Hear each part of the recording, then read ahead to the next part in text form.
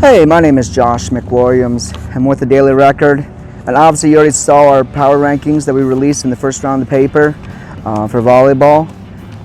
Here we go with the second round update on all those power rankings. Obviously there are some changes as the season goes on. We've seen some teams play well. We've seen some other teams really come out of the gate on fire. Last night I was over at Orville to watch the Triway and Orville play. Let me tell you something, this Orville team is feisty. Underneath the guidance of Coach Blyben, this team is really disciplined. They played the game really well.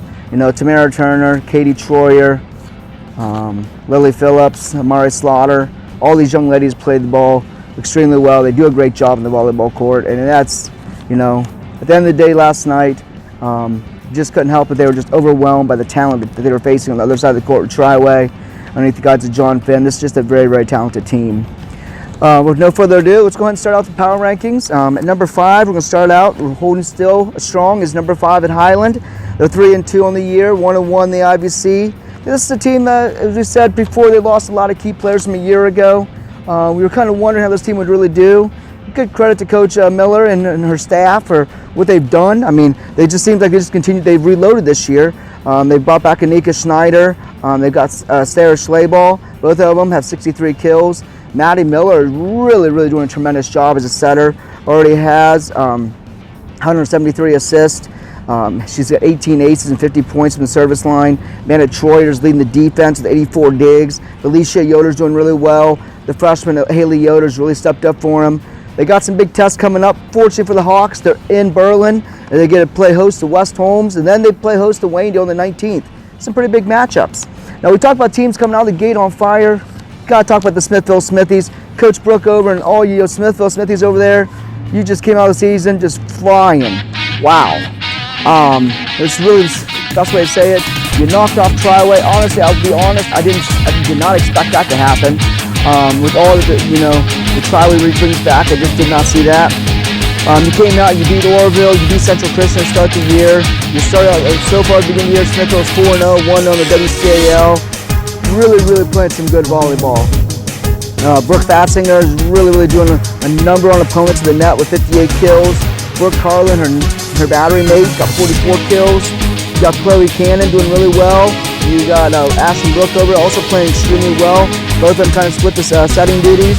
Kali Kalana, everything libero, he just is an amazing stud of a libero. She anchors the defense.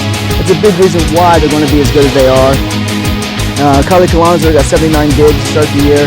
You also got Doris Smith, the jack of all trades, do everything, 27 kills, 37 digs, 30 assists. There isn't really a thing that Doris Smith can't do on the volleyball court. For Smithville, they got some tests coming up here. They got to play at Waynedale, but they do get to host Dalton. So 2 big matchups for them. They kind of split home and away with them. So you got Smithville at number 4. At number 3, moving up from number 4, your Triway Titans. This is a team that is just super loaded. When I look at Triway, you look at the names like Natalie Adams, Chloe Flynn, or Haley Massaro, Addie Anarelli. This is just a team that has a ton of weapons, with a ton of firepower, and there's a reason why they are where they are. Triway started the year 4-1. Obviously, they lost to Smithville to start the season.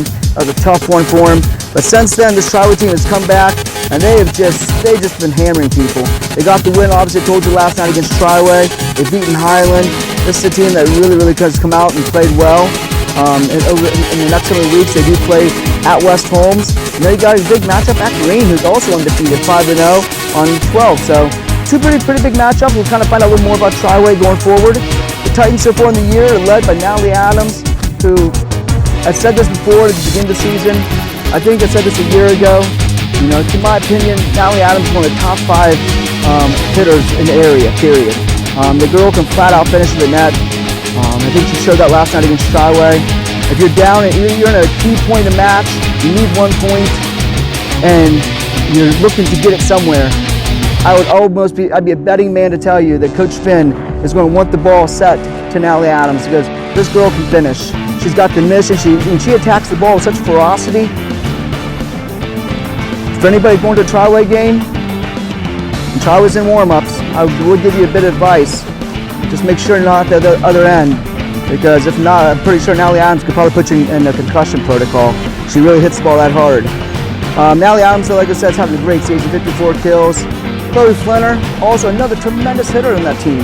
Flinner's really doing well. She's got 55 kills. Inarelli's got 94 assists. Haley Massaro, their outstanding softball player, just continues to translate the success onto the volleyball court. She's got 65 assists. We've had the surprise, Janice Gilbert, really playing well. She's got 39 kills. Chloe Sherrick's got 31 kills. The two have also combined for 23 solo blocks. When you're playing a lot of key critical matches, you need to go defend the net, and the two have really helped Charlie out with that. At number 2 in the power rankings is you have the Wayndale Golden Bears. Under the guidance of Jen Lobbert, this team is really playing well. They're 5-0, 2-0. The only blemish really on Wayndale's mark to start the year is they haven't really made people's eyes been tested yet. That's going to change because they do host Smith on Tuesday, and then they do play at Highland on the 19th. The Golden Bears are led by, in my opinion, again, one of the best hitters in the area, and Sarah Ice. The girl can flat out finish the net. I told you Natalie Adams can put you in the concussion protocol. I guarantee you Sarah Ice can put you in the concussion protocol. I mean, the follow through, and these girls go up there and they literally windmill that ball through there. Yeah, I make sure I'm in a safe spot before they start doing all that stuff. Sarah Ice has really started out the year, really hitting the ball really well. A big key for the Wayndale, though, has been the emergence of Grace Mathias, who's really playing well. They need another hitter to pair up with Ice if they're going to have success come tournament time. Kelsey Wolf is also playing really well. There's a reason, like I said, Wayndale was 5-0, 2-0 is the reason why they're number 2 still. At number 1, Jen Snowbarger, Worcester, consistently good. They have probably, in my opinion, they have the area's best setter and sophomore, Marin Dixon, just incredible. 145 assists. The young lady knows exactly where to put the ball. She's got an array of hitters, and she sets them up perfectly.